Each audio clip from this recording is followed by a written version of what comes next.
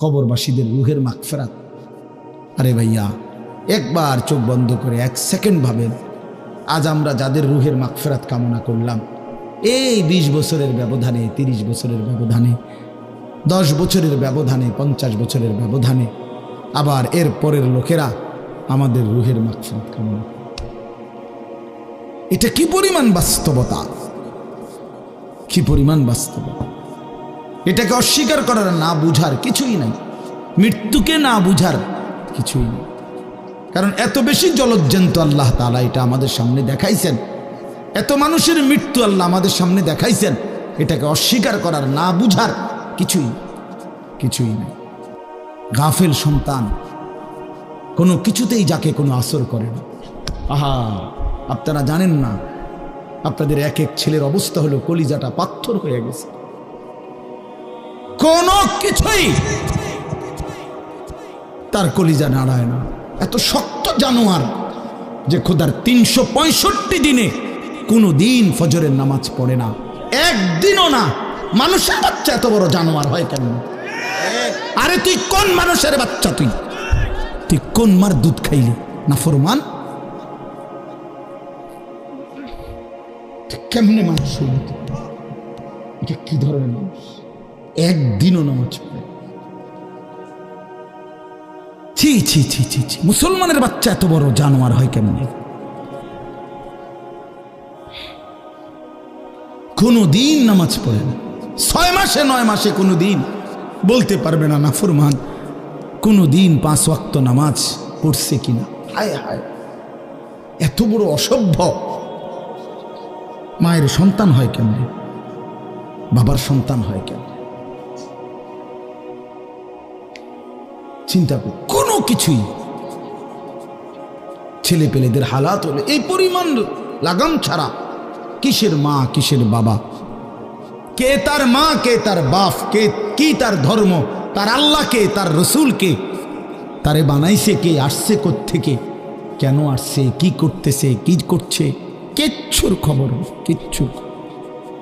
কিচ্ছুর খবর। আসে, হাঁটে, বুট খায়, বন খায়, মোবাইল টিপে, খারাইয়া মতে, বইয়া মতে, বন্ধু বান্ধবদের সাথে আড্ডা দেয়, মেয়ের পিছনে ঘোরে, অসভ্য অশ্লীল কথাবার্তা বলে। এটা কি একটা জিন্দিগি হলো? মিয়া ভেবে দেখেন। উফ, কোন সুস্থ স্বাভাবিক মানুষ এমন হয়? বলো ভাইয়া, বলো। রাগ করো না বাপ, কে তোমা করে মনে করাই দিবে? কেউ মনে করায়। হা, বাবা মারও ফিকির শেষ, শুধু টাকা রোজগারের ফিকির। দেশে থাইকা পারো, নইলে বিদেশ গিয়া পারো, কোনো না কোনোভাবে পয়সা রোজগার করো। টাকা রোজগার করলে মা বাপ খুশি, টাকা রোজগার না করলে না অখুশি, খালাস। এরপরে ইমান আছে কিনা, ইসলাম আছে কিনা, নামাজ আছে কিনা, কোরআন আছে কিনা, আল্লাহ চিনি কিনা, হালাল হারাম কিনা, জায়েজ না জায়েজ না, এত কিছু আমার দরকার। ফুতেরে জিগায়ও না যে ফুত কামাই যে করতেছ, কি হালাল কামাই করো না হারাম না, এত কিছুর দরকার কি? টাকা দিতেছে, খাইতেছে, ঘুমাইতেছে, বিল্ডিং করতে আসে, জমি কিনতে আসে, আফেল মালটা খাইতেছে। এক ছেলে আমারে নিজে বলছে, আমি সবার ব্যাপারে বলি না, এক ছেলে আমারে নিজে বলছে, হুজুর আমি একটা দেশের নাম বলছে, যেই দেশে আমার কর্মটা ছিল, চলে আসছে ওই দেশ থেকে। আমার বলছে, হুজুর আমার কর্মটা হলো এই, মদের বার, মদের হোটেলে নারী পুরুষ উলঙ্গ জিনা ব্যভিচার করে, আমার দায়িত্ব শুধু পাশে দাঁড়িয়ে মদের বোতল নিয়ে দাঁড়ায় থাকা, যতবার তারা চায় অতবার তাদেরকে মদ গ্লাসে ঢেলে দেওয়া, তাদের হাতে তুলে দেওয়া। এর বিনিময়ে আমার মাসে বেতন 2 লাখ টাকা।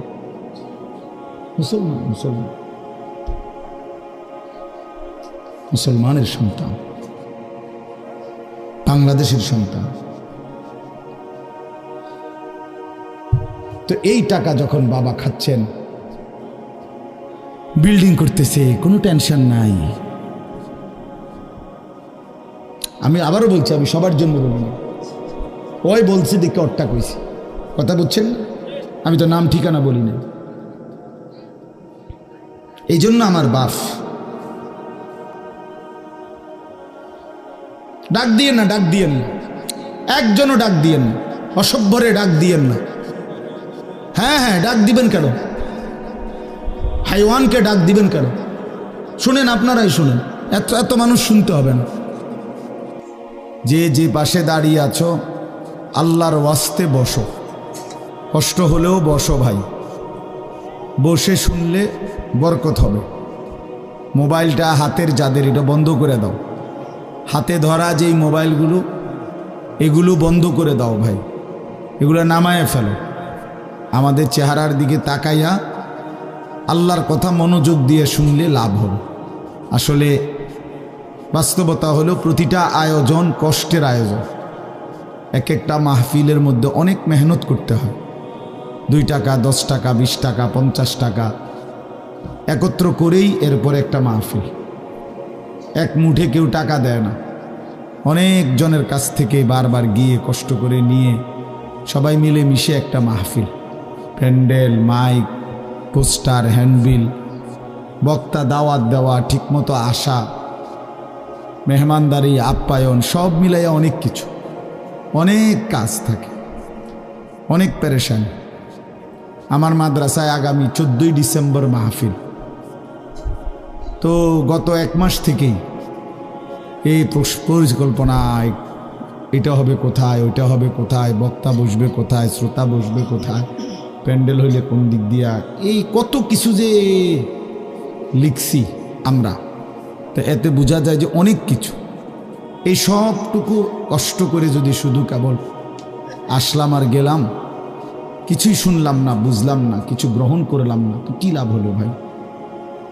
এই কষ্টের এই ইন্তেজামের মধ্যে ফায়দা কি? এই জুয়েল ওর কথা বারবার আমার কাছে বলছে। মাঝখানে আমি গত বছরে খুব সম্ভব ডেট দিতে পারি না, তো আবদার ছিল, আমি এবছর বলছিলাম যে ডেট মিলাই দেব, তো দেওয়া হয়েছে। আসলে সবাইরই ব্যস্ততা, সবাই কষ্ট করেই ইন্তজাম করতে হয়েছে। এই জন্য আমি অনুরোধ করি, সবাই আমরা, ছেলেরা তোমরাও ভাই বসো, ভাই ওই ছেলে বসো না বাবা, এনে বসো, বসো, এই ছেলেরা তোমরাও বসো ভাই, যে কদ্দুরে শুনো, অসুবিধা নাই, যতক্ষণই শুনো। ফ্যান্ট যদি বেশি সিফা হয় তো সোজাই আসো, বসো না, অনেকের ফ্যান্টে সমস্যা, এটা এত সিফা যে গোলামের প্যান্ট পিন্দাই দিছে, এই জন্য এটা দিয়ে বসতে পারে। এটা জানুন সব? না না, এটা ঐতিহাসিক তথ্য, মানে দুষ্টামি না। যাদের প্যান্ট সিফা, এটা হলো গোলামের পোশাক, মানে কৃতদাসের পোশাক।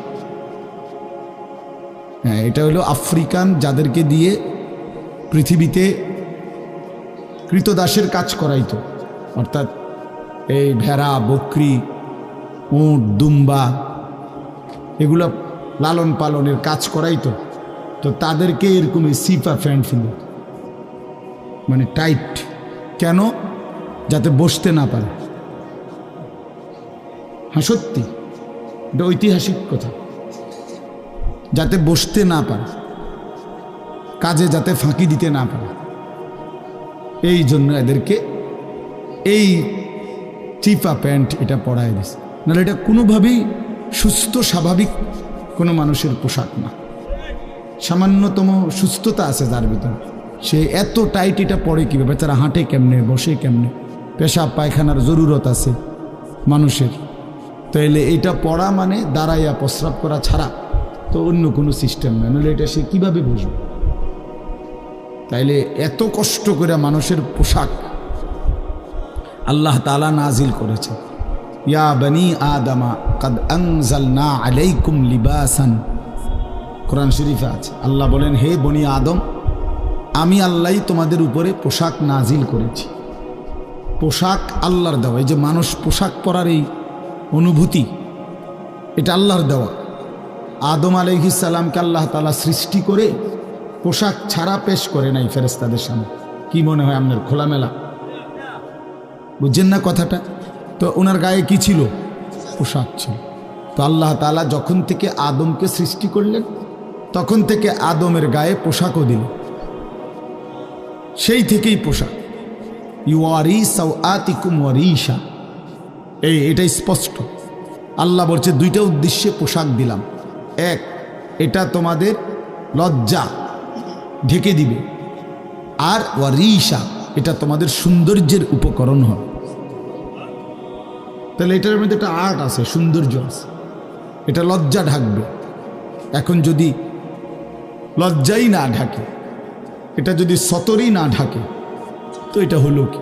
আল্লামা তকি উসমানী দামাত বারাকাতুহুমুল আলিয়া হজরত বলছেন যে কোনো মানুষের, পুরুষের সতর কোমর থেকে নিয়ে, নাভি থেকে নিয়ে হাঁটু, তো এটুকু জায়গা এভাবে ঢাকতে হবে। একে তো মোটা হইতে হবে কাপড়, যাতে করে পাতলার কারণে চামড়া দেখা না যায়। আরেকটা হলো এতটুকু ঢিলে ঢালা হইতে হবে, যাতে করে এতটা টাইট হইয়া না লাগে, যেন অঙ্গ প্রত্যঙ্গ, রান, পিছনের অংশ কার কেমন এটা বোঝা না যায়, স্বাভাবিক যেন ঢিলে ঢালা হয়। নাই তো এটা কি হয় না, পোশাক হয়। একবারে শরীর সাইজ কাইটা বানানো, এটা কোনোভাবেই সৌন্দর্য না। তো এই জন্য এটা গুরুত্বপূর্ণ বিষয়।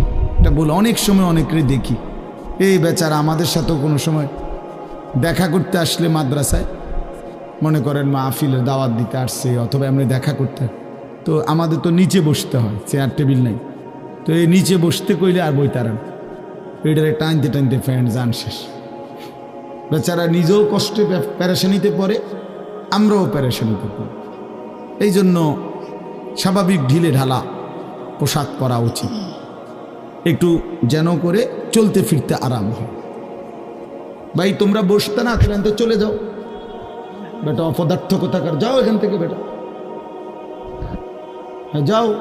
তোমার মতো দু চারজন শ্রোতা না হলে কি ফালতু কোথাকার। এতবার বললাম, এটা বসতে ক্ষতি কি? আল্লাহর কথা বসে শুনতে হয়। এটা এতবার একটা কথা বলতেছি, এটা যদি গুরুত্ব না হয় তো এটা কি হলো আমাদের বলেন? আল্লাহর কথা বসে শুনতে হয়, এটা তো একটা সার্কাস না। কি বলেন, এটা কি একটা সার্কাস? তাইলে কোরআন শরীফে আছে এটা। মুসা আলাইহিস সালামকে আল্লাহ তাআলা তুর পাহাড়ে জুতা খুলতে বললেন কেন? জুতা খুলে বসবার জন্য। আল্লাহর কথা বসে শুনতে হয়, জুতা খুলে শুনতে হয়, তাইলে নিজের মধ্যে পরিবর্তন আসে। আদব ছাড়া ইলম হয় না। কোরআন সুন্নাহর যে জ্ঞান, এই জ্ঞানের জন্য আদব জরুরি। অন্য পড়ার জন্য এটা এতটা জরুরি। বাংলা, অঙ্ক, ইংরেজি, পদার্থ, জীববিজ্ঞান পড়ার জন্য পেশাব করে ফানি লন লাগে না, বুঝেন না কথা? দাঁড়াইয়া বসুক, বসে পড়ুক, বসে পেশাব করুক, এতে কোনো অসুবিধা নেই। কিন্তু আল্লাহর কোরআন পড়বার জন্য, রাসূলুল্লাহ সাল্লাল্লাহু আলাইহি সাল্লামের সুন্নাহ পড়বার জন্য প্রস্রাব করে ঢিলা নিতে হয়, টয়লেট পেপার ব্যবহার করতে হয়, পানি ব্যবহার করতে হয়, পবিত্র হইতে হয়। হ্যাঁ আসো আব্দুর রহমান, তুমি এনে আও। না না না, এখানে আসো। তো এই জন্য এটা জরুরি বিষয়। আমাদের কোরআন এবং সুন্নাহর ইলমের জন্য আপনার আদব জরুরি, আখলাক জরুরি, তাহারাত জরুরি। এই যে এখন এখানে একটা, এটা আপনাদের এটা শুধু একটা মহড়া না, বরং এখানেও তো কোরআন সুন্নাহর ইলম বলার জন্যই উলামায়ে কেরাম আপনাদেরকে বসাইছে, ঠিক না? তো তাইলে আদব জরুরি। মাওলানা ইয়াহিয়া বয়ান করতেছিলেন, হ্যাঁ আল্লাহ তাআলা, আমি যেটুকু আইসা মাত্র শুনলাম, আল্লাহ তাআলা হাসরের ময়দানে এক কদম পাও বাড়াইতে দিবেন, জিন্দেগির প্রতি ইঞ্চির হিসাব হবে। আন উমরিহি ফিমা আফনাহু, পুরা হায়াত বান্দা কোথায় ব্যয় করেছো বলো আমাকে, আমার দেওয়া হায়াত। ওয়া আন শাবাবিহি ফিমা আবলাহু, শুধু যৌবনটা কোথায় ব্যয় করেছো সেটা আমাকে আলাদা বলো। ওয়া আন মালিহি মিন আইনা ইকতাসাবাহু ওয়া ফিমা আনফাকাহু, প্রতিটি টাকার ব্যাপারে হিসাব দাও দুইটা। এক, টাকাটা কামাই করছো কেমনে, ব্যয় করেছো কোথায়। ওয়া মাদা আমিলা ফিমা আলিমা, যা যা শিখেছিলা, জেনেছিলে, শুনেছিলে, তা কি পরিমাণ আমল করেছো সেটা বল, সেটা বল। এই জন্য এই বিষয়গুলো জরুরি বাপ। রাসূলুল্লাহ সাল্লাল্লাহু আলাইহি সাল্লাম বলেন, এগুলো উত্তর না দিয়ে কোনো মানব সন্তান হাসরের ময়দানে এক কদম সামনে যাইতে পারবে না, এক কদম সামনে যাইতে। কোরআনুল কারীমের মধ্যে আছে, আল্লাহ তাআলা বলেন, ফাওয়ারাব্বিকা লানাসআলান্নাহুম আজমাইন আম্মা কানু ইয়ামালুন। আল্লাহ তাআলা বলেন, আমার কসম, মানে আল্লাহর কসম, আল্লাহ নিজের কসম করে বললেন, আমি অবশ্যই তোমাদেরকে জিজ্ঞেস করব, অবশ্যই অবশ্যই সকলকে, আজমাইন সকলকেই আমি আল্লাহ জিজ্ঞেস করব, আম্মা কানু ইয়ামালুন, দুনিয়ার হায়াতে যা তোমরা করেছিলে। এই জন্য আল্লাহ তাআলার আড়াল হওয়ার কোনো সুযোগ নেই, হিসাবের বাইরে আমরা কেউ না। আল্লাহ তাআলা বলেন, সুম্মা লাতুসআলুন্না ইয়াউমা ইদিন আনিন নাঈম। আল্লাহ তাআলা বলেন, ওই বাবা, আরে কি প্লাস্টিক না, কথা বলো কেন? আল্লাহ তাআলা বলেন, আমার দেয়া প্রতিটি নিয়ামত সম্পর্কে অবশ্যই আমি তোমাদেরকে জিজ্ঞেস করব, প্রতিটা নিয়ামত। হাদিসের মধ্যে আছে, আল্লাহ তাআলা জিজ্ঞেস করবেন, নবী সাল্লাল্লাহু আলাইহি সাল্লাম বলেছেন, আল্লাহ জিজ্ঞেস করবেন, আলাম নুসিহ জিসমাক, বান্দা আমি মোট এতদিন তোমার শরীর সুস্থ রাখি নাই, সেইটুকু শুকর কি আদায় করেছে বলো? অনুরভিকা মিনাল মা, আমি কি তোমাকে প্রতিবার তৃষ্ণার্ত অবস্থায় পানি পান করিয়ে তোমার তৃষ্ণা নিবারণ করি নাই? যতবার পানি পান করছো, তো এরপরে আমার কি শুকর আদায় করছো বলো বান্দা? আহা বদনসিব মুসলমান তো আলহামদুলিল্লাহ বলতেও জানে না, পানি পান করে সেটা যে একবার আলহামদুলিল্লাহ বলবে এটুকু তো জানে, এটুকু তো জানে। তাইলে এই জন্য বললাম, আমরা কিন্তু প্রত্যেকেই আমাদের হায়াত, ইয়াহিয়ার ওই কথার থেকে আমি বললাম, আমাদেরকে উত্তর দিতে হবে। ওয়াকিফুহুম ইন্নাহুম মাসউলুন। আল্লাহ তাআলা বলেন, হাসরের ময়দানে ফেরেশতাদেরকে বলবেন, আমার বান্দাদেরকে দাঁড় করাও, তাদেরকে এখন জিজ্ঞেস করা হবে একজন একজন করে। ওয়াকুল্লুহুম আতিহি ইয়াউমাল কিয়ামাতি ফারদান। আল্লাহ বলেন, সকলকে আমি আল্লাহর সামনে আসতে হবে একজন একজন। ফারদান অর্থ ওয়াহিদান, একজন একজন আমার সামনে এসে দাঁড়াবে, আমার সামনে তুমি একাকী উত্তর দিবে, কোনো দুভাষী থাকবে না, একাকী উত্তর দিবে। এজন্য বাপ আমার, এটা জরুরি বিষয়, আমাদের জন্য জরুরি বিষয়। আমরা যেন আমাদের জিন্দেগির কদর করি। ছেলেরা তোমাদেরকেও বলি, ভাই, হায়াত এই শুধু শুধু কাটাইয়ার মধ্যে কোনো ফায়দা নেই। বুট খাইতে খাইতে নষ্ট করে দিলা জীবন, সামান্য মোবাইলের জন্য জীবন। একটা মোবাইলের আর কতই দাম, 12, 14, 18 হাজার টাকা। তো এই সামান্য টাকার একটা মোবাইল, এর জন্য এত সুন্দর হায়াত শেষ করে দাও, আস্তাগফিরুল্লাহ। এটা ঠিক না। বন্ধুদের আড্ডায় 5 ঘন্টা 6 ঘন্টা জীবন শেষ করে দিলেন। আল্লাহ আমাদেরকে বুঝ দান করেন। এজন্য চলেন, প্রতিটা মাহফিলের বয়ান মনোযোগ দিয়ে শুনবেন, জুমার নামাজের বয়ান মনোযোগ দিয়ে শুনবেন। যখনই ওলামায়ে কেরাম কথা বলে মনোযোগ দিয়ে শুনলে ধীরে ধীরে পরিবর্তন হয়। মানুষ একদিনে বদলায় না, এটা আমরাও জানি। একদিনে কোনো জুনায়েদ বাগদাদি হয়ে যাবে না, একদিনে কোনো আব্দুল কাদের জিলানি হয়ে যাবে না। ওনারা নিজেরাও একদিনে হয় নাই, তা আপনি হইবেন কেন? বুঝেন নাই? জুনায়েদ বাগদাদি এত বড় আল্লাহর ওলি হয়েছে একদিনে, তো বাইজিদ বুস্তামি এত বড় আল্লাহর ওলি হয়েছে একদিনে, তো আপনি হইবেন কেন? কাজে এইটা কোনো কথা না। কিন্তু শুনতে থাকলে, গুরুত্ব দিলে, আন্তরিকতা দিয়ে শুনলে একদিন আল্লাহ তাআলা বদলে দেয়, পরিবর্তন নসিব হয়। এই পৃথিবীতে অগণিত মানুষ যারা জালেম ছিল, নাফরমান ছিল, পাপী ছিল, হাজারো অন্যায়ের মধ্যে ডুবা ছিল, এমন মানুষও আল্লাহর দয়ায় কোনো একদিন রাত গভীরে, কোনো একদিন দিনের আলোতে, কোনো সামান্য কথায়, কোনো সামান্য ঘটনায় জিন্দেগি বদলায় ফেলছে। পিছনের জীবন থেকে তাওবা করে নতুন জীবন গ্রহণ করছে, আল্লাহ পাককে রাজি খুশি করে জামানার আউলিয়া হয়ে গেছে। এরকম বহু ঘটনা আছে, বহু ঘটনা, বহু ঘটনা। এই জন্য আমরা ইনশাআল্লাহ মনোযোগ দিয়ে আল্লাহর কথা, আমার বয়ান না শুধু, সমস্ত আলেমদের বয়ান মনোযোগ দিয়ে শুনবেন। বলেন ইনশাআল্লাহ। কোরআন সুন্নাহর কথা মনোযোগ দিয়েই শুনবেন, দেখবেন বরকত হবে। যদি আমার এই কথা একজনে বুঝেন, আমি মনে করি এতটুকুই আমার লাভ। দুইজন বুঝতে দুইজনই লাভ। আল্লাহ আমাদেরকে তৌফিক দান করে। চলেন, কোরআনুল কারীমের এই সূরাটি 99 নম্বর সূরা। 114টি সূরা কোরআন শরীফে, তন্মধ্যে এটা হলো 99 নম্বর। 30 নম্বর পারা। পুরা কোরআনুল কারীমের মধ্যে মোট 30 পারা। এই মোট 30 পারার মধ্যে এটা হলো 30 নম্বর পারার সূরা, 99 সূরার নম্বর। সূরাটির নাম হচ্ছে জিলজাল, সূরায়ে জিলজাল। জিলজাল শব্দের অর্থ বা জালজালা, জিলজাল একই শব্দ, দুইটার দুই রকম ব্যবহার। অর্থ হলো ভূমিকম্প। জিলজাল শব্দের অর্থ কি বলেন? ভূমিকম্প। ভূমিকম্প, এই যে জমিন কাঁপে, ভূমিকম্প হয়, এই সূরার অর্থ হলো এইটা। এই ভূমিকম্প বলতে, জিলজাল বলতে আল্লাহ তাআলা কিয়ামতের ভূমিকম্প বুঝাইছে। পৃথিবীতে এমনিতে প্রতিনিয়ত মাঝে মধ্যে বিভিন্ন এলাকা ভেদে, অঞ্চল ভেদে ভূমিকম্প হয়।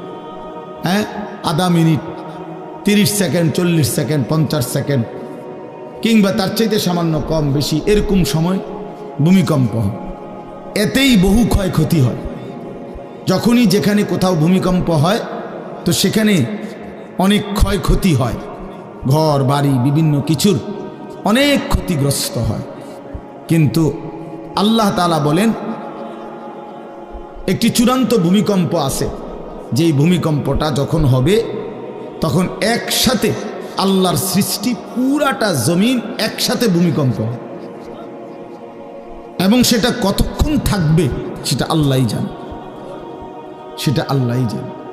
এরকম ভূমিকম্প হবে, আর সেই ভূমিকম্পটা হলো কিয়ামতের ভূমিকম্প। অর্থাৎ এই পৃথিবী ধ্বংস করার জন্য আল্লাহ তাআলা তার গোটা সৃষ্টি জগৎকে মউত দিবেন। মৃত্যু দুই রকমের, একটা হলো ব্যক্তিগত পৃথক একক মৃত্যু, আর একটা হলো গোটা আলমের মৃত্যু। সবার যখন পৃথক মৃত্যু হয় তো এটারে বলে মউত, আর গোটা পৃথিবীর যখন আল্লাহর সৃষ্টি সবটার যখন একসাথে মৃত্যু হবে সেটারে কয় কিয়ামত। সেটাই কিয়ামত, ওইটাও একটা মৃত্যু। আসমানের মউত হবে, জমিনের মউত হবে, সূর্য চন্দ্র গ্রহ নক্ষত্রের মৃত্যু হবে, অর্থাৎ সব কিছু শেষ হবে। তো এই যে কিয়ামত, এটা আমাদের ঈমানের অংশ, এটা হবেই হবে, এটা হবেই হবে। আখিরাত, কিয়ামত, এই পৃথিবী একদিন ধ্বংস হবে, শেষ হবে, এটা কোরআনুল কারীমের অসংখ্য আয়াতে আল্লাহ তাআলা বলছেন, বারবার বলছেন, বারবার, যে বান্দা যত সুন্দরী তোমার কাছে লাগে দুনিয়া, যত আকর্ষণীয় মনে হয় না কেন দুনিয়া, একে তো তুমিও থাকবে না, একে তো দুনিয়া নিজেই থাকবে। দুটোটা মনে রাখবে, না তুমি থাকবে স্থায়ী, না দুনিয়া থাকবে স্থায়ী, কোনোটাই না। তুমিও মৃত্যুবরণ করবা, একদিন দুনিয়ারও মৃত্যু হয়ে যাবে, দুনিয়ারও মৃত্যু হয়ে যাবে। প্রতিটা মানুষকে মরতে হবে, এটা আমরা সবাই জানি। কুল্লু নাফসিন যায়িকাতুল মাউত, সমস্ত আত্মা, সমস্ত প্রাণ, আল্লাহ তাআলা বলেন মৃত্যুর স্বাদ গ্রহণ করবে, মৃত্যুর স্বাদ গ্রহণ। কুল ইন্নাল মাউতাল্লাযী তাফিরুনা মিনহু ফাইন্নাহু মুলাকীকুম, আল্লাহ তাআলা বলেন হে নবী আপনি বলে দেন, ও দুনিয়াবাসী, মৃত্যু থেকে তোমরা যেখানেই পলায়ন করো না কেন, মৃত্যু তোমাদের সাথে সেখানে গিয়েই নিজেই মোলাকাত করবে, সাক্ষাৎ করবে। তুমি ডাকতে হবে না, মৃত্যু নিজেই আসবে, মৃত্যু নিজেই আসবে। আইনামা তাকুনু ইউদরিকুমুল মাউতু ওয়ালাউ কুনতুম ফি বুরুজিম মুশাইয়াদা, আল্লাহ বলে তুমি যদি এমন একটা বিল্ডিং বানাও, ঘর বানাও, যে ঘরটা অনেক উঁচা, যে ঘরটার উপর দিয়া কেউ ভিতরে ঢুকতে পারবে না, যে ঘরটার মধ্যে একটা ছিদ্র নাই, একদম আটকানো, তো এরকম একটা ছিদ্রবিহীন সুউচ্চ ঘরও যদি তুমি বানিয়ে তার ভেতরেও তুমি আশ্রয় নাও, তো ইউদরিকুমুল মাউতু, মৃত্যু তোমার সেখানেই পৌঁছবে, তোমার সেখানেই পৌঁছবে। প্রিয় ভাই আমার, বন্ধু আমার, নওজোয়ান সাথীরা আমার, মৃত্যু এক অনিবার্য বাস্তবতা, চিরন্তন বাস্তবতা, এটা গ্রহণ করতেই হবে। হাসলেও মরতে হবে, কাঁদলেও মরতে হবে, সুখেও মরতে হবে, দুঃখেও মরতে হবে।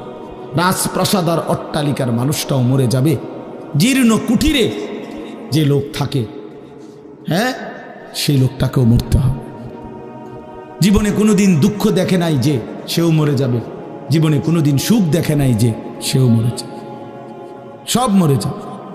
এটাই সত্য, এটাই বাস্তবতা। অতএব মৃত্যু এক অনিবার্য বাস্তবতা, এটা গ্রহণ করতেই হবে। এটা যদি আমরা মনে রাখি আমাদের জীবন অনেক সুন্দর হইত, অনেক সুন্দর হইত। রাসূলুল্লাহ সাল্লাল্লাহু আলাইহি ওয়াসাল্লাম বলছেন, আকসিরু যিকরা হাযিমিল লাযযাত ইয়ানি আল মাউত। আল্লাহর নবী বলেন, আমার উম্মত তোমরা বেশি বেশি ওই জিনিসটা স্মরণ করো যে জিনিস তোমাদের সমস্ত স্বাদ, আনন্দ, আহ্লাদ চিরতরে মিটায় দিবে, তোমারে চিরস্তব্ধ করে দিবে। জলজ্জান্ত মানুষটা আমাদের সামনে হাঁটতো, চলতো, উঠতো, বসতো, ঘুরতো, ফিরতো, হ্যাঁ, সেই মানুষটা মনে করেন আমার চোখের সামনে নাই, তার লাশ আমার সামনে, আহা সেই লোকটা স্তব্ধ। পৃথিবীর কত মানুষ কত আওয়াজ করতেছে, কত শোরগোল করতেছে, কিন্তু এই লোকটা হাতও নাড়ে না, পাও নাড়ে না, চোখও মেলে না, আর কিছুই করে না। এ কি আশ্চর্য বিষয়! চোখের সামনের এই মানুষটা নাই, কি হলো তার? কে তারে থামাই দিল? কে তারে স্তব্ধ করে দিল? এ তো আমার মতো ঘুরতো, ফিরতো, হাঁটতো। আহ, আমার আব্বারে আমি কত দেখছি, একদিন আমার আব্বা চলে গেলেন। আমার দাদারে আমি কত দেখছি, আমার দাদা একদিন চলে গেলেন। আমার জ্যাঠারে আমি দেখে আসছি, দোয়া করে আসছি, ফু দিয়ে আসছি। এক সপ্তাহ পরে জ্যাঠা ইন্তেকাল করলেন, আবার এক সপ্তাহ পরে আমি গিয়া জ্যাঠার জানাজা পড়াইছি। এই তো বাস্তবতা। যুবক ভাই, তুমিও মনে রাখো, বয়স্ক বাবা আপনিও মনে রাখেন। হাসান বসরি রহমতুল্লাহ আলাই একজন বড় বুজুর্গ ছিলেন। উনি বলতেন, তিনি যখন কোনো যুবককে দেখতেন আর বয়স্ক দেখতেন, তো তিনি যুবকদেরকে বলতেন, ইয়া মা'শারাশ শাবাব ইন্না যারআ কাদ তুদরিকুল আহাতু ক্বাবলা আন ইয়াবলুগা। তিনি উপদেশ দিতেন, হে যুবকগণ শোনো, সব ফুল, সব ফল, সব গাছ চারা পরিপক্ক পাকা পর্যন্ত পৌঁছায় না, তার আগেই অগণিত ফুল, অগণিত ফল, অগণিত চারা গাছ ঝরে যায়, ঝরে যায়। এটা উনি মনে করাইতেন মৃত্যুর কথা। উনি এটা বুঝাইতেন, যুবক তুমি দেখো, একটা আম গাছের মধ্যে যতগুলো মুকুল ধরছে ফুল, সবগুলো আম হয় না। যতগুলো আম ধরছিল ছোট ছোট, সবগুলো বড় পাকা পর্যন্ত যায় না, তার আগেই ঝরে যায়। ঝরেই যায় বেশি, থাইকা যায় অল্প। তার মানে যুবক, কিশোর, তরুণ এই বয়সেই মৃত্যু হয় বেশি, বৃদ্ধ পর্যন্ত পৌঁছে কম। পুরা বাড়িতে অনেক সময় এমন হয় একজনও বয়স্ক লোক নাই, একজনও নাই। আমার ঘর, আমার বাপ চাচাদের যে ঘর, সেখানে আপনার এখন আমার চাচাতো ভাই, জ্যাঠাতো ভাই, আমার ভাই বেরাদর সব মিলাইয়া আমাদের ছেলে পেলে ভাই ভাতিজা মিলে না হয়তো 60-70 জন আছি আমরা, কিন্তু আমাদের একজনও বয়স্ক লোক নাই। আমার দাদাও নাই, দাদিও নাই, জ্যাঠাও নাই, চাচাও নাই, আমার আব্বাও নাই, কেউ নেই। তাইলে কেন এমন হলো? তাহলে বোঝা গেল অধিকাংশই ঝরে যায়, কবরে চলে যায়, মৃত্যু হয়ে যায়। এই জন্য ধোঁকা না খাওয়া। আরেকটা হলো, বয়স্ক লোককে দেখলে উনি বলতেন, হাসান বসরি রহমতুল্লাহ আলাইহি, ইয়া মা'শারা শুয়ুখ, হে বৃদ্ধগণ। উনি তাদেরকে জিজ্ঞাসা করতেন যে, মা ইউনতাজারু বিসসারআ ইযা বালাগা, যখন কোনো ফসল পাইকা যায় তখন আর বাকি থাকে কি? কি বাকি থাকে? কাটা। কথা বলে না, কি বাকি থাকে? ক্বালু আল হাসাদ, বা কাটাটা বাকি থাকে, পাইকা তো গেছে। তার মানে আপনারা পাইকা তো গেছেন, বয়স তো হয়েই গেছে, আর শুধু মৃত্যুটা বাকি, আর শুধু মৃত্যুটা বাকি। তাইলে যুবককে বলতেন, তুমি ভেবো না তুমি বৃদ্ধ হবা, কারণ অসংখ্য ফুল তো আগেই ঝরে যায়, অসংখ্য ফল তো আগেই ঝরে যায়, অসংখ্য গাছ তো আগেই ঝরে যায়। আবার বৃদ্ধকে বলতেন, যে আপনার তো আর কিছুই বাকি নাই, আপনি তো পাইকেই গেছেন, এখন শুধু কাটা, কবর, মৃত্যু ছাড়া আর বাকিটা কি? তাহলে মৃত্যু ভুলে না যাওয়া, মৌত ভুলে না যাওয়া। রাসূলুল্লাহ সাল্লাল্লাহু আলাইহি ওয়াসাল্লাম বলেন, কাফা বিল মাউতে ওয়াইজান। নবীজি বলেন, কোনো মানুষ যদি মৃত্যুর কথা স্মরণ করে তার ওয়াজের জন্য, নসিহতের জন্য এটাই যথেষ্ট, এটাই যথেষ্ট। আমরা কিতাবে পড়ছি হযরত ওমর রাদিয়াল্লাহু তাআলা আনহু, এত বড় সাহাবী, উনি বলতেন, কুল্লা ইয়াউমিন ইউকালু মাতা ফুলান মাতা ফুলান ওয়ালা বুদ্দা মিন ইয়াউমিন ইউকালু মাতা ওমর। তিনি বলতেন, হায় শোনো, প্রতিদিন ঘোষণা হয় আজ অমুকের মৃত্যু হলো, অমুকের মৃত্যু হলো, অমুকের মৃত্যু হলো। অচিরেই একদিন ঘোষণা হবে আজ ওমরের মৃত্যু হলো, আজ ওমরের মৃত্যু হলো। উনি বলেন, এই ঘোষণা শুনবে খুব দ্রুত একদিন। এই জন্য বাপ, এই আমাদের ব্যক্তিগতভাবে প্রতিনিয়ত মৃত্যু হচ্ছে, ঠিক এভাবে আমরা তো মরছি, একদিন এই গোটা আলমের মৃত্যু হবে, একদিন এই গোটা সৃষ্টিটাই আল্লাহ তাআলা গুটায় ফেলবে। আচ্ছা, কি আশ্চর্য কথা, এটা কি অবাক করা। এক মিনিট যদি কেউ বিবেক দিয়া ভাবে, যারে বলে কি হুজুর, বলেন কি, এত বড় আসমান ভেঙে যাবে, এই সূর্য খসে পড়বে, চাঁদ খসে পড়বে। আল্লাহ তাআলা বলছে, ইজা সামাউন ফাতারাত, আসমান ভেঙে যাবে, ওয়া ইদাল কাওয়াকিবুন তাসারাত, তারকারাজি খসে খসে পড়বে, ইজা শামসু কুব্বিরাত ওয়া ইদাল কাওয়াকিবুন তাসারাত। আল্লাহ তাআলা বলছেন, সূর্যটা গুটায় ফেলা হবে, পাহাড়গুলো বালির মতো, তুলার মতো উঠতে থাকবে। ইদা রাজ্জাতিল আরদু রাজ্জা, এই জমিনের মাটিগুলো রেজা রেজা, পাউডার পাউডার হয়ে যাবে। ওয়া ইদাল বিহারু ফুজ্জিরাত, সমুদ্র, খাল, বিল, নদীর পানিগুলো সব টকবগে উতরাইয়া গরম হইয়া বাষ্পের মতো উড়ে যাবে। না কোথাও পানি থাকবে, না কোথাও গাছ থাকবে, না আসমান থাকবে, না জমিন থাকবে, কিছু।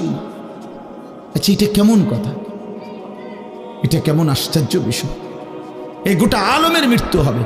আল্লাহ তাআলা কোরআনুল কারীমে বিশ্বাস করেন, অসংখ্যবার এই কথা এটা বলছে, এটা হবেই হবে। ইদা ওয়াকাতিল ওয়াকিয়া, আল্লাহ বলেন এই ঘটনাটা ঘটবে। লাইসা লি ওয়াকাতিহা কাযিবা, এই ঘটনা মিথ্যা মনে করার মতো কেহ নাই।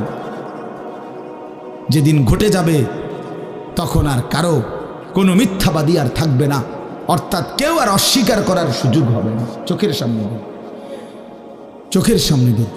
কোরআন শরীফে একটা সূরা আছে, সূরা হজ। ওই যে আমরা হজ করি না, এই হজ সূরাটার নাম। এই সূরার শুরুতে আল্লাহ তাআলা এই পৃথিবী ধ্বংসের, কিয়ামতের একটা সাংঘাতিক বর্ণনা দিয়েছেন। ওইখানে আছে, আল্লাহ বলেন, ইয়া আইয়ুহান নাসুত্তাকু রাব্বাকুম, তোমরা আল্লাহকে ভয় করো। আর শুনো, ইন্না জালজালাতাস সাআতি শাইউন আযীম, নিশ্চয়ই কিয়ামতের ভূমিকম্প, জালজালা, এই যে বললাম জিলজাল এবং জালজালা অর্থ ভূমিকম্প। আল্লাহ বলেন, কিয়ামতের ভূমিকম্প, ইসরাফিল যখন ফু দিবে, আমার এই পৃথিবী যখন ভাঙতে শুরু করবে, এই সৃষ্টি জগৎ পুরাটা যখন আমি আল্লাহ গুটায় ফেলবো। ওয়াস সামাওয়াতু মাতবিয়াতুম বিয়ামিনি, আল্লাহ বলেন 7 আসমান আমি আল্লাহ তাআলার হাতের মধ্যে গুটায় ফেলবো, গুটায় ফেলবো। তুমি জানো না আমার ক্ষমতা। কুল্লু মান আলাইহা ফান ওয়া ইয়াবকা ওয়াজহু রাব্বিক, সব শেষ করে দেব আমি, শুধু আমি আল্লাহই থাকবো, শুধু আমি আল্লাহই থাকবো। তো আল্লাহ তাআলা বলেন, এই ইসরাফিল ফু দিলেই, শুরু করলেই জমিনে ভূমিকম্প শুরু হবে। ইন্না জালজালাতাস সাআতি শাইউন আযীম, আল্লাহ বলেন নিশ্চয়ই এই কিয়ামতের ভূমিকম্প, এটা শাইউন আযীম, বড়ই ভয়ানক, বড়ই মারাত্মক। কারণ দুনিয়ার ভূমিকম্প, এক নাম্বার হলো বর্তমানের ভূমিকম্প, কখনো 30 সেকেন্ড, কখনো 40 সেকেন্ড, কখনো 47 সেকেন্ড, 50 সেকেন্ড, এই সেকেন্ড, মিনিট না, 47 মিনিট নিয়ে ভূমিকম্প হয়। কথা কর না কেন, 30 মিনিট ভূমিকম্প হয়। 30 মিনিট ভূমিকম্প হইলে আমাদের 14 গোষ্ঠী থাকবো নি। 30 সেকেন্ড, 40 সেকেন্ড হয় ভূমিকম্প। এইটুকুতে একে তো সময় সামান্য, দ্বিতীয়ত হলো একসাথে গোটা পৃথিবীতে হয় না, এদিকে হলে ওইদিকে হয় না এরকম। কিন্তু আল্লাহ তাআলা বলেন ইসরাফিল ফু দিলে যে ভূমিকম্পটা হবে, সেই ভূমিকম্পটা গোটা পৃথিবী একসাথে নাড়ায় দিবে, একসাথে নড়ে। 47 সেকেন্ড না, কতক্ষণ সেটা আল্লাহই জানে। তখন অবস্থা কি হবে? মানুষের আতঙ্ক, এই ভূমিকম্পে আতঙ্ক। হ্যাঁ, আমি একবার চাঁদপুর মাহফিলে ছিলাম, রাত্রে ঘুমাইছি মসজিদের রুমে, ইমাম সাহেবের রুমে। এই সময় ভূমিকম্প আইছে, দরজা খুলে দিছি দৌড়, মসজিদের মাঠে আইছি দাঁড়াইয়া, চাই যে পুরা গ্রামের মানুষ সব আইসা পড়ছে, হই হুল্লোড় চিৎকার, হায় হায়। অথচ সবাই চিৎকার দিতে দিতে ভূমিকম্প শেষ। ভূমিকম্প হয়েছেই তো অল্প একটু, কিন্তু এটুকুর আতঙ্কেই যা হুজুর পাবলিক বরাবর। কিসের হুজুর আর কিসের পাবলিক, বক্তা শ্রোতা সমান। এই এখন মনে করেন ভূমিকম্প হইলে আমরা সব দিন দৌড়, আমি মানে বুজুর্গি দেখাইব এটা আমরা। হ্যাঁ, আমি একটা বড় হুজুর বেটা প্রধান বক্তা, আমি লড়লে কি মানুষে কি করব, আপনি কি করবেন আমার সময় কো, আমার জান নিয়ে টানাটানি। আল্লাহু আকবার। তো এই সামান্য ভূমিকম্প, কিন্তু আল্লাহ তাআলা বলেন ইসরাফিল সিংহা ফু দিলে যে ভূমিকম্প হবে বান্দা, সেটা বড়ই ভয়ানক, সেটা সারা পৃথিবী নড়বে একসাথে। তখন কি হবে মানুষের আতঙ্ক? ইয়াউমা তারাউনাহা তাযহালু কুল্লু মুরদিআতিন আম্মা আরদাআত। এই 1 নম্বরে আল্লাহ বলেন যে মা তার বাচ্চাটাকে দুধ পান করাইতেছিল, এই কোলের বাচ্চা, দুধের বাচ্চা, আপন মা তার দুধের বাচ্চা ভুলে যাবে, ফেলে দিবে, ছুঁড়ে মারবে, আর মা পাগলের মতো দৌড়ানো শুরু। কোরআন শরীফের আয়াত। ওয়াতাদাউ কুল্লু যাতি হামলিন হামলাহা। এবং আল্লাহ তাআলা বলেন যে মায়ের পেটের বাচ্চা 10 মাস পূর্ণ হয়ে গেছে, আগামী 2 ঘন্টা 5 ঘন্টা পরে বাচ্চাটা এমনিতেই প্রসব হইতো, আল্লাহ তাআলা বলেন ইসরাফিলের ফু দিলে জমিন যখন কাঁপতে শুরু করবে, তো এই গর্ভধারিণী মা, গর্ভবতী নারী পাগলের মতো এভাবে ছুটবে, দৌড়বে, নিজের গর্ভের বাচ্চা নিজেই পড়ে যাবে। ও তারান নাসা সুকারা, আল্লাহ বলেন মাতালের মতো সমস্ত মানুষগুলো ছুটতে থাকবে। ফাইদা বারিকাল বাসার ওয়া খাসাফাল কামার ওয়া জুমিআ আশ-শামসু ওয়াল কামার। আল্লাহ তাআলা বলে চন্দ্র সূর্য আলোহীন হয়ে যাবে, সূর্য চন্দ্র এক হয়ে যাবে। ওয়া জুমিআ আশ-শামসু ওয়াল কামার ইয়াকুলুল ইনসানু ইয়াউমাইদিন আইনাল মাফার। লোকেরা দৌড়বে আর ছুটবে, মানুষ একে অপরকে জিজ্ঞেস করবে ভাইয়া পালাবো কোথায়, দাঁড়াবো কোথায়? কোথাও তো স্থির কোনো জায়গা নাই, কোথায় দাঁড়াবো? আল্লাহ তাআলা বলেন কাল্লা লা ওয়াজার, না বান্দা, সেদিন আর কোথাও জায়গা মিলবে না।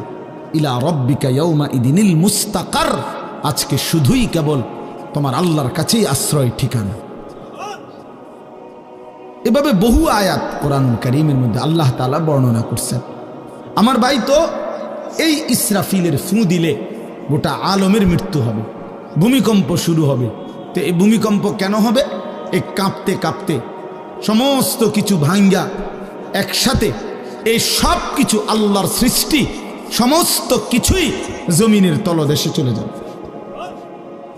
জমিন তখন খালি ফাঁকা, জমিনে তখন কিচ্ছু নাই, কিচ্ছু নেই, একটা সুতা মাটির উপরে থাকবে। এই প্রথমবার ইসরাফিল ফু দিলে সমস্ত কায়নাত, ইনসান, জিন, আল্লাহর সমস্ত সৃষ্টি, মাখলুকাত সব জমিনের তলদেশে চলে যায়। মানুষ ও জিন ও অর্থ সম্পদ, স্বর্ণ রৌপ্য, মণি মুক্তা, হীরা জহরত, সব সব সব একটা কাগজের অস্তিত্ব, সব কিছু, গোটা জমিন ফাঁকা। এভাবে কতদিন আল্লাহ জানে, কতদিন আল্লাহ জানে। হ্যাঁ মা ভাই, এরপরে একটা নির্দিষ্ট সময় পরে আবার আল্লাহ তাআলা ইসরাফিলকে জীবিত করবেন, করে আবার আল্লাহ তাআলা দ্বিতীয়বারের মতো ফু দিতে বলবেন। এই 2 ফুঁয়ের মাঝখানে কতদিন? নবী সাল্লাল্লাহু আলাইহি সাল্লামের এক হাদিসের মধ্যে বলছে 40, সাহাবীরা ব্যাখ্যা করছেন মুহাদ্দিসিন, সেই 40টা হতে পারে 40,000 বছর। 40,000। এই জন্য বাপ একটা কথা হলো, সর্বশেষ যেই লোকটা কবরে যাবে, শেষ যেই ব্যক্তি মরবে পৃথিবীতে, হতে পারে তাকেও শুধু কবরেই থাকতে হবে 40,000 বছর। 40,000 বছর, এরপরে তো আখিরাত। এই 40,000 বছর যদি কবরে আযাব হয়, 40,000 বছর যদি কবরে আযাব হয় ভাই, তখন কি হবে? এবার ভেবে দেখেন, এখন যারা কবরে যাচ্ছে, হ্যাঁ, নূহ আলাইহিস সালামের জামানায় যারা মারা গেছে, ইব্রাহিম আলাইহিস সালামের জামানায় যারা মারা গেছে, নবীজি সাল্লাল্লাহু আলাইহি সাল্লাম তো 1,500 বছর আগে ইন্তেকাল করছেন, 1450 বছর আগে। তো ওই সময়ে যারা মারা গেছে তারা কবরে পড়ে আছে আজকে 1,500 বছর, 1,500 বছর, 1500 বছর। তাহলে নূহ আলাইহিস সালামের জাতি কত বছর থেকে পড়ে আছে? কোথায় নূহ নবী, কোথায় আমাদের নবী? কত ব্যবধান! এই জন্য বাপ, শুধুমাত্র কবরের বিষয়টাই তো সাংঘাতিক, আখিরাত তো পুরো। শেষ ব্যক্তিটাও যদি কবরে থাকতে হয় 40,000 বছর, তো এখনকার মানুষগুলো আছে কত কাল ধরে। তো এই যার কবরে আযাব হচ্ছে, আহা বাপ, সে কি পরিমাণ কষ্ট পাচ্ছে ভাই ভাই। দেখে কবরবাসীদের রুহের মাগফিরাত। আরে ভাইয়া, একবার চোখ বন্ধ করে 1 সেকেন্ড ভাবেন, আজ আমরা যাদের রুহের মাগফিরাত কামনা করলাম, এই 20 বছরের ব্যবধানে, 30 বছরের ব্যবধানে, 10 বছরের ব্যবধানে, 50 বছরের ব্যবধানে, আবার এর পরের লোকেরা আমাদের রুহের মাগফিরাত কামনা করে। এটা কি পরিমাণ বাস্তবতা, কি পরিমাণ বাস্তবতা! এটাকে অস্বীকার করার, না বুঝার কিছুই নাই, মৃত্যুকে না বুঝার কিছুই নেই। কারণ এত বেশি জলজ্জান্ত আল্লাহ তাআলা এটা আমাদের সামনে দেখাইছেন, এত মানুষের মৃত্যু আল্লাহ আমাদের সামনে দেখাইছেন, এটাকে অস্বীকার করার, না বুঝার কিছুই নেই। তো চলেন, এরপরে আল্লাহ তাআলা ইসরাফিলকে আবার জীবিত করবেন। জীবিত করে আল্লাহ তাআলা ইসরাফিল আলাইহিস সালামকে বলবেন, ইসরাফিল, আবার তুমি সিংহায় ফুঁ দাও। এইবার যখন সিংহায় ফুঁ দিবে, তখন ইসরাফিল আলাইহিস সালামের এই দ্বিতীয় ফুঁতে আবার ভূমিকম্প শুরু। আবার কি শুরু হবে? ও মাঝখানে ভাই, ওই ছেলে অপদার্থ, কথা বলো না, হাসাহাসি করো না, কারো কথা বাকি থাকলে, দুষ্টামি বাকি থাকলে উঠে চলে যাও, বাহিরে আলাদা জায়গা আছে। গাফেল সন্তান কোনো কিছুতেই যাকে কোনো আসর করে না। আহা, আপনারা জানেন না, আপনাদের এক এক ছেলের অবস্থা হলো কলিজাটা পাথর হয়ে গেছে, কোনো কিছুই তার কলিজা নাড়ায় না। এত শক্ত জানোয়ার যে খোদার 365 দিনে কোনো দিন ফজরের নামাজ পড়ে না, একদিনও না। মানুষের বাচ্চা এত বড় জানোয়ার হয় কেন? আরে তুই কোন মানুষের বাচ্চা? তুই কোন মার দুধ খাইলি? নাফরমান। কেমনে মানুষ হইল? এটা কি ধরনের মানুষ? একদিনও নামাজ পড়ে? ছি ছি ছি ছি ছি, মুসলমানের বাচ্চা এত বড় জানোয়ার হয় কেমনে? কোনো দিন নামাজ পড়ে না, 6 মাসে 9 মাসে কোনো দিন বলতে পারবে না নাফরমান কোনো দিন 5 ওয়াক্ত নামাজ পড়ছে কিনা। হায় হায়, এত বড় অসভ্য মায়ের সন্তান হয় কেমনে? বাবার সন্তান হয় কেমনে? চিন্তা কর। কোনো কিছুই ছেলে পেলেদের হালাত হলে এই পরিমাণ লাগাম ছাড়া, কিসের মা কিসের বাবা, কে তার মা কে তার বাপ, কে কি তার ধর্ম, তার আল্লাহকে, তার রসুলকে, তারে বানাইছে কে, আসছে কোত্থেকে, কেন আসছে, কি করতেছে, কি করছে, কিচ্ছুর খবর, কিচ্ছুর খবর। আসে, হাঁটে, বুট খায়, বন খায়, মোবাইল টিপে, খারাইয়া মতে, বইয়া মতে, বন্ধু বান্ধবদের সাথে আড্ডা দেয়, মেয়ের পিছনে ঘোরে, অসভ্য অশ্লীল কথাবার্তা বলে। এটা কি একটা জিন্দিগি হলো? ভেবে দেখেন। ওফ, কোন সুস্থ স্বাভাবিক মানুষ এমন হয়? বলো ভাইয়া বলো, রাগ করো না বাপ, কে তোমা করে মনে করাই দিবে? কেউ মনে করা। হা, বাবা মারও ফিকির শেষ, শুধু টাকা রোজগারের ফিকির। দেশে থাইকা পারো, নইলে বিদেশ গিয়া পারো, কোনো না কোনোভাবে পয়সা রোজগার করো। টাকা রোজগার করলে মা বাপ খুশি, টাকা রোজগার না করলে না অখুশি, খালাস। এরপরে ইমান আছে কিনা, ইসলাম আছে কিনা, নামাজ আছে কিনা, কোরআন আছে কিনা, আল্লাহ চিনে কিনা, হালাল হারাম কিনা, জায়েজ না জায়েজ না, এত কিছু আমার দরকার। ফুতের জিগায় না যে ফুত কামাই যে করতেছ, কি হালাল কামাই করো না হারাম না, এত কিছুর দরকার কি? টাকা দিতেছে, খাইতেছে, ঘুমাইতেছে, বিল্ডিং করতে আসে, জমি কিনতে আসে, আপেল মালটা খাইতেছে। এক ছেলে আমারে নিজে বলছে, আমি সবার ব্যাপারে বলি না, এক ছেলে আমারে নিজে বলছে, হুজুর আমি একটা দেশের নাম বলছে, যেই দেশে আমার কর্মটা ছিল, চলে আসছে ওই দেশ থেকে। আমার বলছে, হুজুর আমার কর্মটা হলো এই, মদের বার, মদের হোটেলে নারী পুরুষ উলঙ্গ জিনাবে বিচার করে, আমার দায়িত্ব শুধু পাশে দাঁড়িয়ে মদের বোতল নিয়ে দাঁড়ায় থাকা, যতবার তারা চায় অতবার তাদেরকে মদ গ্লাসে ঢেলে দেওয়া, তাদের হাতে তুলে দেওয়া। এর বিনিময়ে আমার মাসে বেতন 2 লাখ টাকা। মুসলমান, মুসলমান, মুসলমানের সন্তান, বাংলাদেশের সন্তান। তো এই টাকা যখন বাবা খাচ্ছেন, বিল্ডিং করতেছে, কোনো টেনশন নাই। আমি আবারও বলছি, আমি সবার জন্য বলি না, ওই বলছি দেখে অট্টা কইছি, কথা বুঝছেন? আমি তো নাম ঠিকানা বলি না। এই জন্য আমার বাপ,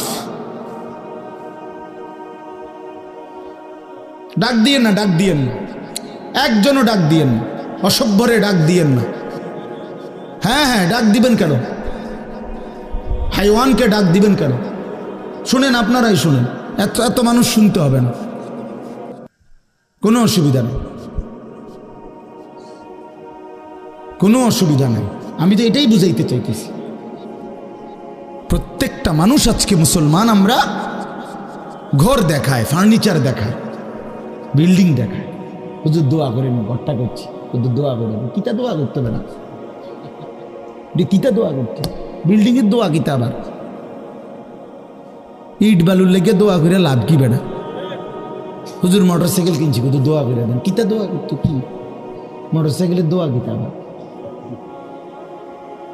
আজীব লাগে না? বাস্তব এগুলো ছাদ ডালাই দিন আজকে, হুজুর কত দোয়া করে দেন, ছাদ ডালাই দোয়া। হ্যাঁ, ওটা ছাদ ডালাই করে, ওটার ফুতে মোবাইলে অশ্লীল উলঙ্গ ছবি দেয়। ওটার সন্তান উনি দাঁড়াইয়া রয়েছে মিস্ত্রিগো সামনে, ওনার গাম বাইয়া বাইয়া পড়তেছে ছাদ ডালাইয়ের দিন, আর অসভ্য জানোয়ার সন্তান বন্ধুদের সাথে উলঙ্গ ছবি দেখতেছে। ওই জানোয়ারের জন্য উনি ছাদ ডালাই দিতেছে, ওই হাইওয়ানের জন্য উনি ঘর করে দিয়ে যেতেছে। উনি কবরে জায়গা ঘর করে দিয়ে গেছে, এর জন্য ঘর করলেন? ছি ছি ছি ছি ছি। আমার দেওয়া ঘরে আমার কষ্টের কমাইয়ে এখানে বসে বসে রঙিন ছবি দেখবে, উলঙ্গ দৃশ্য দেখবে ঘরে শুয়া শুয়া সারা রাত। এর জন্যই আমার জীবনের এই অর্জন,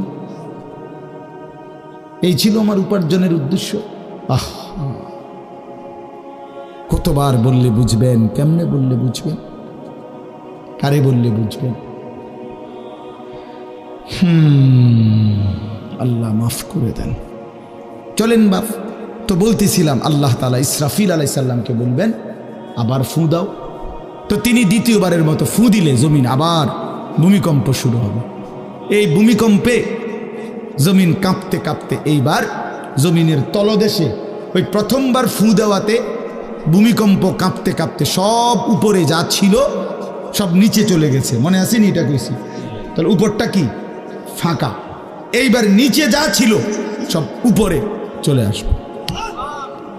আসলেই এটা হাসরের মাঠ।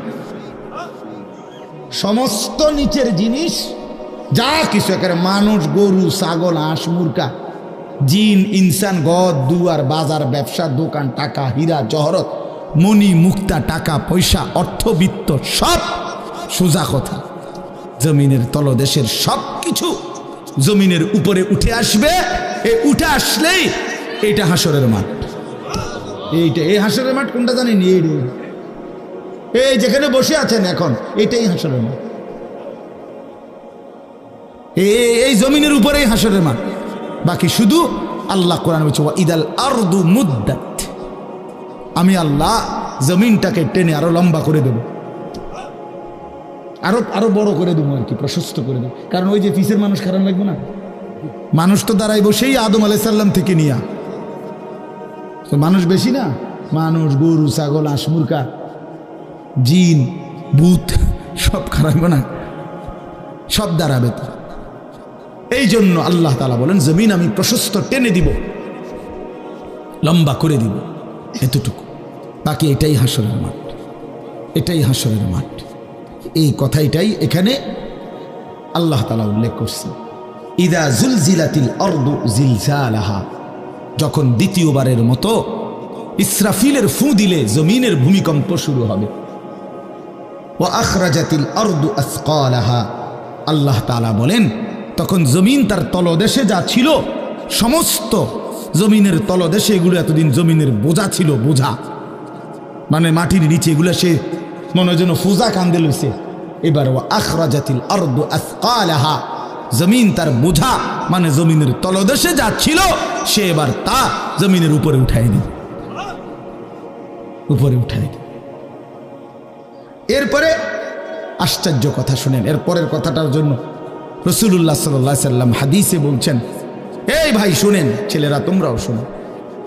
নবী সাল্লাল্লাহু আলাইহি সাল্লাম বলেন এই জমিনের তলদেশ থেকে যখন সবকিছু উপরে উঠে আসবে তখন অর্থ সম্পদ, হীরা জহরত, মণি মুক্তা, স্বর্ণ রৌপ্য এগুলো স্তূপ আকারে উঠে আসবে জমিনের উপরে, মানে হাসরের মাঠে।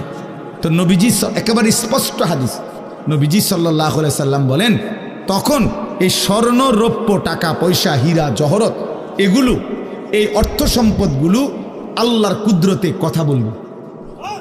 স্বর্ণের টুকরা কথা বলবে, কথা বলবে, রৌপ্যের টুকরা কথা বলবে, এগুলো কথা বলবে। কথা কি বলবে? এগুলো তখন ওই নাফরমান মানুষগুলোকে ডাক দিবে, ডাক দিবে, আইয়ুহাস সারিক, হে চোর, এদিকে এই সম্পদের জন্য চুরি করেছিলে, আজ যা দরকার নাও। আইয়ুহাল কাতি, হে ডাকাত, এদিকে এদিকে আসো, এই সম্পদের জন্য ডাকাতি করছিল, আজ নাও। হে আত্মীয়তার, আইয়ুহাল কাতি, আত্মীয়তার সম্পর্ক ছিন্নকারী ব্যক্তি আসো।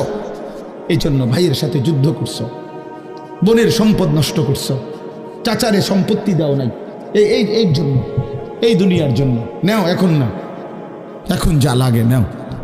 এইভাবে প্রত্যেক নাফরমান পাপীকে, হে হারামখোর, সুদ করে দিগা, এখানে টাকা যা লাগে নে, নে বাটপার, এখান থেকে টাকা নে, কি পরিমাণ টাকা দরকার ছিল নে। এইভাবে রাসূলুল্লাহ সাল্লাল্লাহু আলাইহি সাল্লাম বলেন দুনিয়ার এই সম্পদগুলো কথা বলবে আর ডাকবে। ডাকলে মানুষ, আচ্ছা এটা তখন কেরম লিখবো? কথা বোঝেন নাই? এডিজন কথা বলবে, ডাকাডাকি করবে, মানুষ কি বলবে? লোকেরা তো সবাই দাঁড়াইছে, মানুষও তো দাঁড়াইছে, তারারই তো ডাকতেছে, তো তারা কি বলবে? ওয়াকালাল ইনসানু মা লাহা, আল্লাহ নিজেই বলতেছে, লোকেরা তখন মানুষগুলো বলবে মা লাহা, এটা কি হলো? আরে এইটা কি কারবার? এগুলো কথা বলে কেমনে? এগুলো কি কয়? এরা আমারে চিনলো কেমনে? আমি যে সিটার, আমি বাটফারে চিন্না লাইলো, ইন্নারিল্লাহ, একের পুরা ধরা, অনবিচার আচার কিছুই শুরু হয়েছে না, এখনই বেজ্জুতি, বাকিটা তো অবস্থা খারাপ। মানে অর্থাৎ মানুষগুলো অবাক হয়ে বলবে মা লাহা, কি হলো জমিনে, কি হলো এগুলোর, এরা এমন করছে কেন, এরা কথা বলছে কেন? আহ, আল্লাহ বলেন ইয়াউমাইদিন তুহাদ্দিসু আখবারাহা, আল্লাহ তাআলা বলেন বান্দা হে কি দেখছো হবে, এই মাত্র দেখলা স্বর্ণরূপ্য টাকা পয়সা কথা বলে, এখনে না দেখবা আসল খেলাটা। ইয়াউমাইদিন তুহাদ্দিসু আখবারাহা, আল্লাহ বলেন এখন দেখবা সরাসরি এই হাসরের মাঠে তোমার সামনে তোমার পায়ের নিচের জমিন তোমার পুরা জিন্দেগির কথা, তোমার যত তথ্য ভালো কিংবা মন্দ, নেক কিংবা গুনাহ, তোমার সমস্ত কিছু রাতের কিংবা দিনের, একাকী কিংবা প্রকাশ্যের, গোপন কিংবা আড়ালের, আল্লাহর কসম জমিন সবটা এখন তোমার সামনে বলে দিবে। ইয়াউমাইদিন তুহাদ্দিসু আখবারাহা,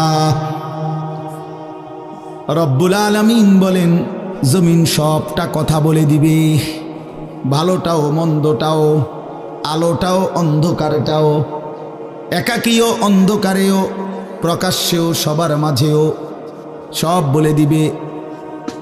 রাতের চুরি বলে দিবে, রাতের তাহাজ্জুদটাও বলে দিবে, মদের আড্ডার কথাও বলে দিবে, জুয়ার আড্ডার কথাও বলে দিবে। সারা রাত যুবক উলঙ্গ ছবি দেখেছ, আল্লাহর কসম সেটাও বলবে। যে যুবক মালিকের সেজদা দিয়েছে সেটাও বলবে। তাহাজ্জুদও শোনাবে, আবার সবার সাথে যে জামাতে নামাজ পড়েছে এটাও বলবে, সব কিছু বলে দিবে। আল্লাহ বলেন যদি মানুষ ভাবতে চাও জমিন কিভাবে কথা বলে, স্বর্ণরৌপ্য কিভাবে কথা বলে, আল্লাহ বলেন বিআন্না রাব্বাকা আওহা লাহা, আল্লাহ তাআলা আদেশ করেছেন বলেই কথা বলে। আল্লাহ বললে, হুকুম করিলে আল্লাহর গোটা কায়নাত, গোটা সৃষ্টি জগৎটাই কথা বলে। ওয়াশাহিদা আলাইহিম সামউহুম ওয়া আবসারুহুম ওয়া জুলুদুহুম বিমা কানু ইয়ামালুন। আল্লাহ বলে হাসরের ময়দানে বান্দা, তোমার কান, তোমার চোখ, তোমার সারা দেহের চামড়া, জুলুদুহুম, তোমার সারা দেহের চামড়া হাসরের ময়দানে তোমার পুরা জিন্দিগির কর্মকাণ্ড বলে দিবে। চামড়াগুলো বলবে, চামড়া, মানুষের শাহওয়াত চামড়াতে। এই জন্য সমস্ত যৌনতার ঘটনা, অসভ্যতার ঘটনা শরীরের চামড়া বলে দিবে। মানুষের শাহওয়াত চামড়া, কথা বুঝছেন কিনা? হ্যাঁ, চর্মে, চামড়ার মধ্যে শাহওয়াত, কামনা, বাসনা, যৌন চাহিদা। এই জন্য যত লোক দেখবেন বিভিন্ন হসপিটালে, যত ডাক্তার চর্মরোগের ডাক্তার, তত লোক যৌন রোগেরও ডাক্তার। হ্যাঁ, চর্ম ও যৌন রোগ বিশেষজ্ঞ, এটা একই বিষয়, একই চ্যাপ্টার। চামড়া মানে আল্লাহ তাআলা বলেন তোমার চামড়া বলে দিবে কত রাত কত দিন নারীর প্রতি অবৈধ আগ্রহ, অশ্লীলতার, বেহায়াপনার, অসভ্যতা করেছিলে।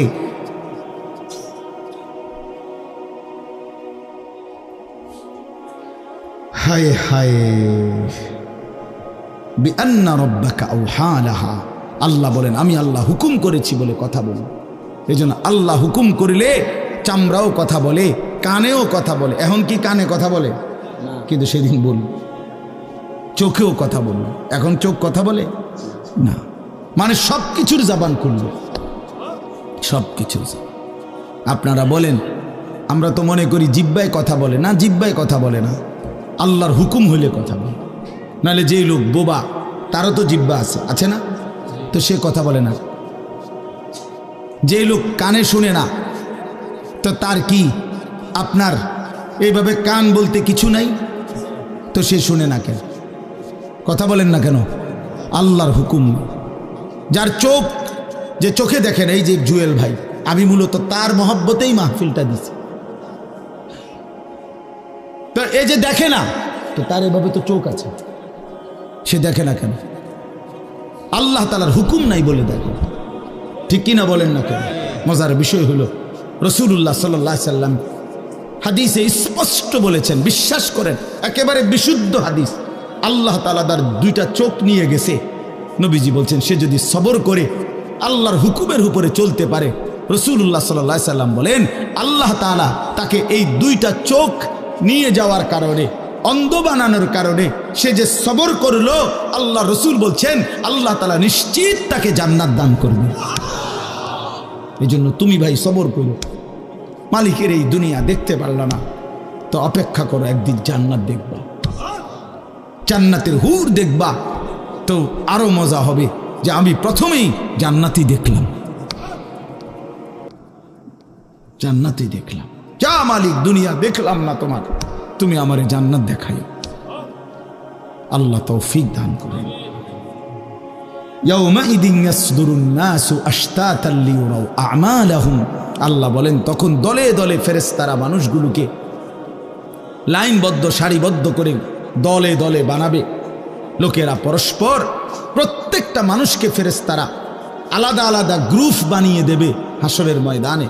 তখন প্রত্যেকে এই গ্রুপে গ্রুপে দলে দলে লিয়ুরাউ আমালাহুম, নিজেদের আমল নামা, নিজেদের আমল দেখবার জন্য সামনে এগিয়ে যাবে।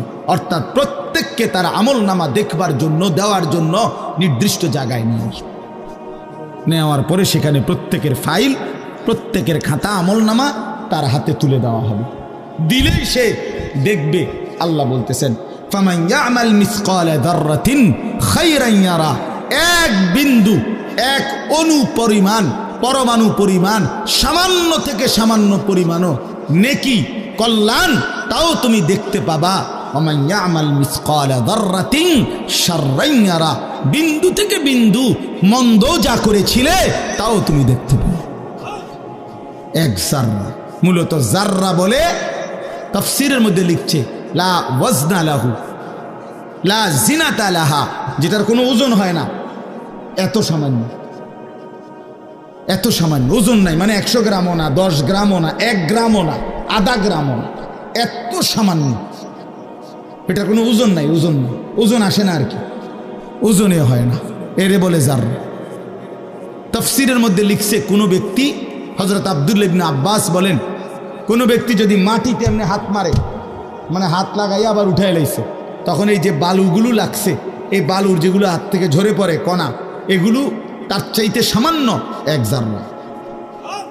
আমার উস্তাদ বলছিলেন ছাত্র জীবনে আমাদেরকে যে মানুষ যে কাপড় ধুইয়া চিপে, কাপড় এমনি চিপ্পা রৌদ্রে দেয় না, মানে চিপ্পাই তো ফানি ফালায়, তো কাপড় চিপ্পা সাইরা মানুষের একটা স্বভাব হইল রৌদ্র দেওয়ার আগে এটার একটা ঝাড়া মারে, লুঙ্গিটারে একটা আগে কি মারে, ঝাড়া দিয়া এরপরে দেয়। এই যে লুঙ্গিটা ঝাড়া দিলে যে ছোট্ট ছোট্ট পানির ফোঁটা ছিটকাইয়া পড়ে, এই ফোঁটা এগুলো পিচ্ছি পিচ্ছি, এগুলো এক একটা জাররা, অথবা তার চাইতে ছোট, এটার ওজন আসবে না, এটা 1 গ্রামও হবে না, আধা গ্রামও হবে না। এই সামান্য ভালোটাও তুমি দেখবা, মন্দটাও দেখবে। কেমনে আড়াল করবেন ভাই? নিজেকে আড়াল করবেন কেমনে বাপ? যুবক তুমি কেমনে আড়াল করবা? কোরআন শরীফে আছে, আল্লাহ বলেন ইয়াউমা তুবলাস সারাইর, বান্দা আমি হাসরের ময়দানে তোমার অন্তরের গোপন বিষয়গুলো, যেগুলো কেউ শুনে নাই, তুমিও বলো নাই, বলে দেব। হ্যাঁ, আফালা ইয়ালামু ইযা বু'সিরা মা ফিল কুবুর ওয়া হুসিলা মা ফিস সুদূর। আল্লাহ তাআলা বলেন এই বুকের ভিতরে, অন্তরের ভিতরের যেই কথাগুলো, সেগুলো খুলে দেব। এই জন্য আজকে আমার কথা এখানেই শেষ। আমি এতটুকু কথাই বলতে চাই, এই 99 নম্বর সূরাটা আমাদেরকে এই কথার সবক দিচ্ছে যে আমরা আমাদের জিন্দেগির 1 সেকেন্ড, একটি নিঃশ্বাস আড়াল করবার সুযোগ নেই। হিসাব দিতে হবে, হিসাব দিতে হবে। 1 মিনিট, 1 সেকেন্ড, 1 পলক, 1 লম্হা, 1 মুহূর্ত আমাদের আড়াল করবার সুযোগ নাই ভাই।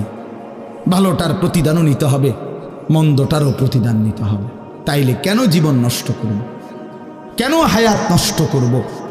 আমার অনুরোধ রইল, যতগুলো যুবক ছেলে আছো ভাই, তোমাদের কাছে অনুরোধ, মৌলানা কথা বলবে, এরপরে আরও একটু বয়ান হলে এরপরে দোয়া হবে, কিন্তু আমার মাঝখান দিয়ে এই কথাটাই আমি অনুরোধ করে বললাম, প্রত্যেকেই দয়া করে আল্লাহর ওয়াস্তে, আল্লাহর ওয়াস্তে নিজের জীবনের কদর করো ভাই। আমার এটাই শেষ কথা।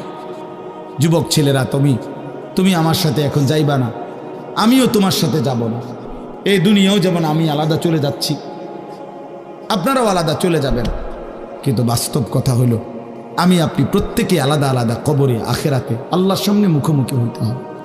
এই জন্য হাত জোর করে অনুরোধ করছি ভাই, নিজেরে নষ্ট করো না। একটা ছেলেও যদি বুঝো, আমার অনুরোধ রইল তোমার প্রতি, তুমি নষ্ট হইও না, চরিত্রহীন হইও না, তুমি হায়াতটা শেষ করে দিও, কষ্ট পাইবা। এই নারী ছবি, অশ্লীল দৃশ্য, উলঙ্গপনা, বেহায়াপনা, এই জেনা ব্যভিচারের দৃশ্য, এগুলো দেখো না। চেষ্টা করো 5 ওয়াক্ত নামাজ পড়তে, 5 ওয়াক্ত নামাজ পড়তে হিম্মত করলে পারবা ভাই। পেশাব পায়খানার পরে টয়লেট পেপার ব্যবহার করো, পানি ব্যবহার করো, দেখবা শরীর পবিত্র থাকলে আল্লাহর ইবাদত করতেও মন চাই। মূলত মানুষ অনেকের যাদের নামাজ ছুটে যায়, তাদের একটা বড় কারণ হলো তার শরীর অপবিত্র, শরীর নাপাক। আর নাপাক দেখে নেক কাজের তামান্না, আগ্রহ জাগে না। এই জন্য এই যে পেশাব করে পানি নেয় না, টয়লেট পেপার ব্যবহার করে না, এই অসভ্য এই কারণে নামাজ পড়তে চায়। বাস্তব কথা এটা। এর তখন আর হায়া লজ্জা থাকে না। এই জন্য সবাই মিলে ইনশাআল্লাহ নামাজ পড়ে নিজেদের স্ত্রী, কন্যা, বোনকে পর্দা পশিদায় রাখতে চেষ্টা করেন। যে মেয়েটার পর্দা নাই, যে মহিলার পর্দা নাই, বিশ্বাস করেন যে তার নিজের ইজ্জত, নিজের কদর, নিজের সতীত্ব, নিজের পর্দার কদর বোঝে না। এটা কোনো নারী না, এটা কোনো মহিলা না, এটা প্লাস্টিক জাতীয় কিছু হইতে পারে। এটা এক ধরনের প্লাস্টিক, এটা এক ধরনের অসভ্য।